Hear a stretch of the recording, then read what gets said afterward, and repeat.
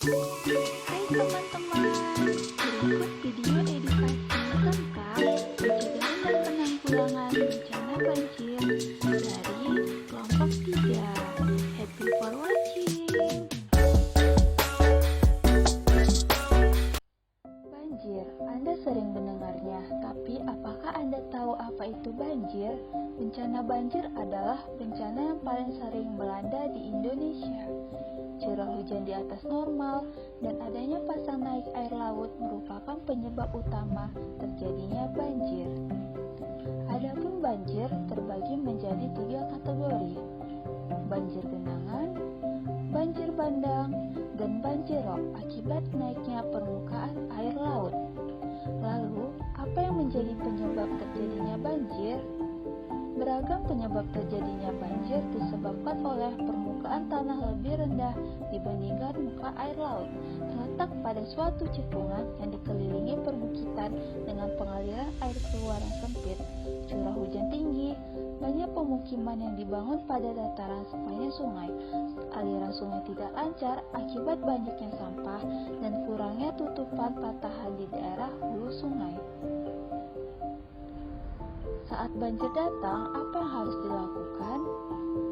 Jika banjir datang, yang pertama dilakukan adalah segera matikan aliran listrik di dalam rumah ataupun hubungi PLN untuk mematikan aliran listrik di wilayah yang terkena banjir.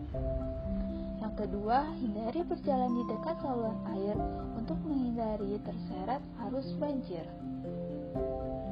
Yang ketiga, segera amankan barang-barang berharga ke tempat yang lebih tinggi.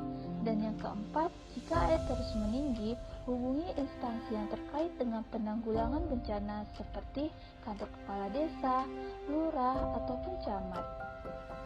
Jika banjir telah selesai, apa yang harus dilakukan? Secepatnya membersihkan rumah, gunakan antiseptik untuk membunuh kuman penyakit, cari dan siapkan air bersih untuk menghindari terjangkitnya penyakit diare. Agar terhindar dari bencana banjir, penanggulangan yang bisa dilakukan seperti: yang pertama, penataan aliran sungai secara terpadu dan sesuai fungsi lahan. Yang kedua, tidak membangun rumah dan pemukiman di bantaran sungai serta di daerah rawan banjir. Yang ketiga, pemasangan pompa untuk daerah yang lebih rendah dari pemukiman laut. Dan yang keempat, program penghijauan daerah hulu sungai harus selalu dilaksanakan serta mengurangi aktivitas di bagian sungai yang rawan banjir.